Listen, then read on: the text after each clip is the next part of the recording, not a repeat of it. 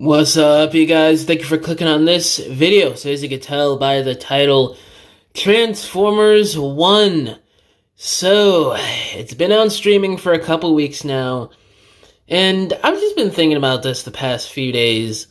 This movie really did deserve so much more, so much better than what this movie has gotten the last 2 months, and frankly, since its inception. I talked about this in I think my last video about Transformers 1 when I was talking about the box office or whatever. I was talking about a little bit of the inception of this movie, how it basically started in like 2015 when they assembled that huge writers room. I think it was like 15, 20 writers, a bunch of A-list writers within the movie industry who planned out, I think it was like the next 10, 15 years of Transformers movies. Obviously, that didn't pan out because of the failure of The Last Knight, but they always wanted to do a Cybertron prequel film, and we first heard about it around that time. And it wasn't announced until, I think around the time The Last Knight came out, and then it was re-announced again with the title and everything a couple years back, Transformers 1, obviously. So it really does feel like it's been a messy, bumpy road ever since they've wanted to do this movie. Even up to its release, it just feels like they didn't know what they wanted to do in terms of marketing this movie to audiences. And if you ask me, an actual Transformers fan, it really isn't that hard. Just show the great story that's within this movie between Orion and D16, convey that as best as possible within the trailers without showing too much, and not trying to make this movie look like a typical 2024 kids movie with a bunch of humor and, silly stuff with a PG or G-rated film. And that's far from what Transformers 1 is. Yes, there's jokes and there's lighthearted moments, which is fine, obviously, but that's not the whole movie. There is an actual complex story being told here on the level of, I'd say, the tragedy of Star Wars with Darth Vader, the thing with D16 and Megatron, and the friendship with Orion and D16. It's very similar to what George Lucas and Lucasfilm did with, Anakin and Obi-Wan with the prequels and how it led to Darth Vader and everything. So it's actually a quality story with tragedy and, character development that is really clever to see in a kid's PG movie, especially nowadays with how watered down stuff like that has become.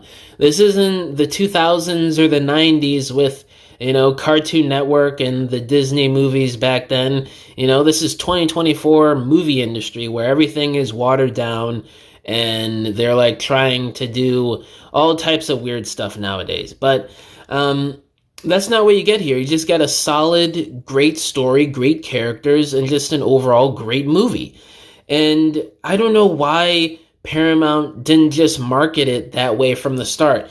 You get the crappy first trailer that turned away so many people, and then you get the last two trailers, which kind of came out too little too late. The third and final trailer, which was probably the best out of the three, came out, like a week before the movie came out, which was ridiculous. The second trailer came out around, like 2 months before the movie dropped. They did all the test screenings, which it seemed like they were riding on that, word of mouth, that being the main driving point for marketing, which was a terrible idea. If you just look at the box office, they didn't even break even on this movie.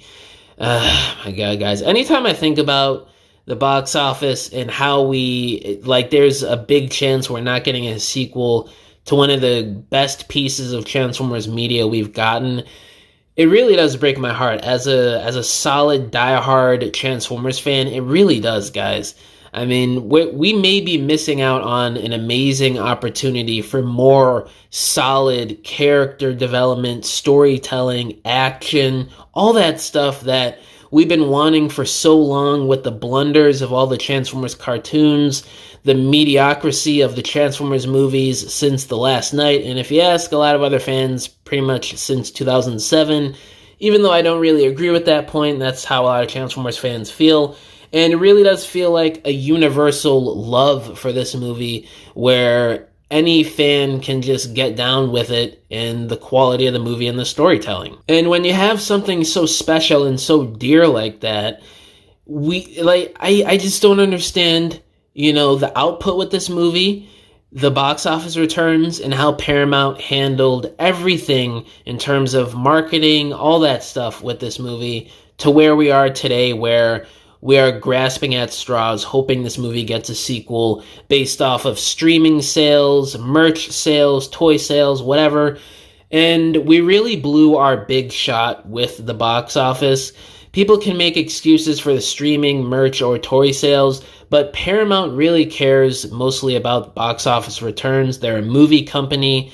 They're not looking at toy sales or streaming numbers, because that is literally a fraction of what they make. They make most of their money through box office tickets. That's just how it works. So we really cannot rely on the after effects. I mean, we can. It is a driving factor still, but it doesn't change the point that we missed out on our big chance, which was, the profits in theaters. The movie made around $125 million, $75 million budget. I don't know if that includes marketing or not, but that is not a good number.